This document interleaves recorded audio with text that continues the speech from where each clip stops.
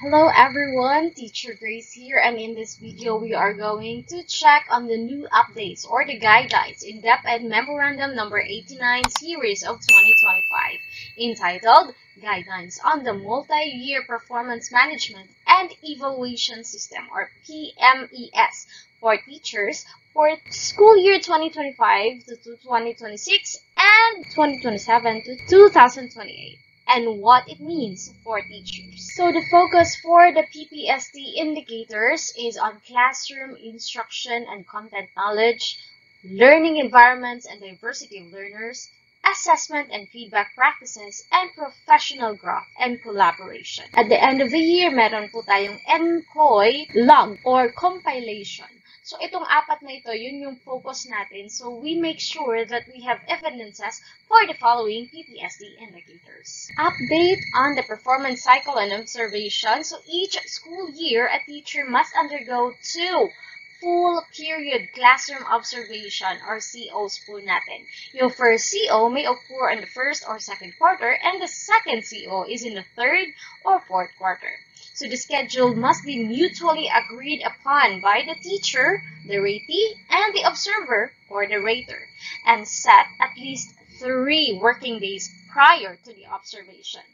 If the agreed date doesn't work or conflict on the schedules, the CO can be deferred but must be rescheduled immediately. For the pre-observation conference and rubric review, before the actual observation, the teacher and the observer must hold a pre-observation conference.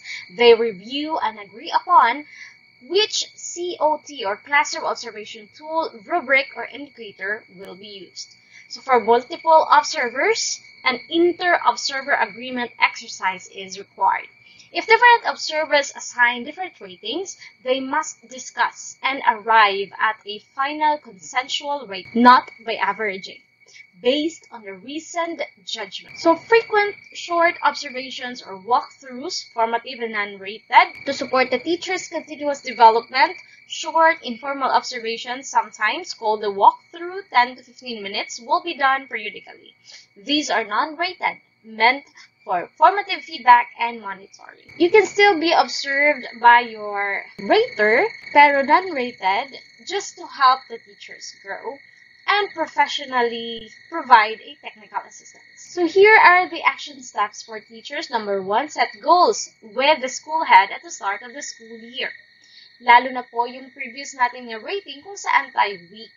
For the second one, gather in evidence, like your lesson plans, your outputs, your reflections. This is already a lesson for the last years naman po. Always tayo na merong MOVs. So make sure that this year you are prepared. Number 3, prepare and align for classroom observations. We are provided with the CO tool, so we know which objectives we need to hit in order to get a higher grade on our CO.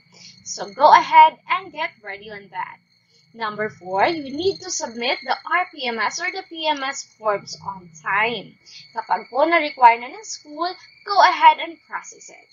Number 5, we need to use the feedback for professional development. Teachers are not required to submit a full physical portfolio. Instead, they should maintain a personal record or evidence log of their accomplishments and documents aligned with the PPST. Hindi na po ganun ka-bulky yung kailangan.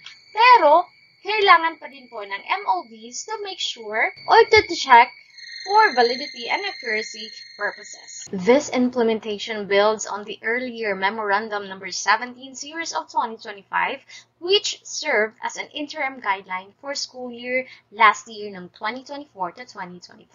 Mga kaguro, tandaan natin, the PPST and the PMES are not just about ratings, but about growth. Every observation, every piece of feedback is a step towards becoming the best version of ourselves as teachers.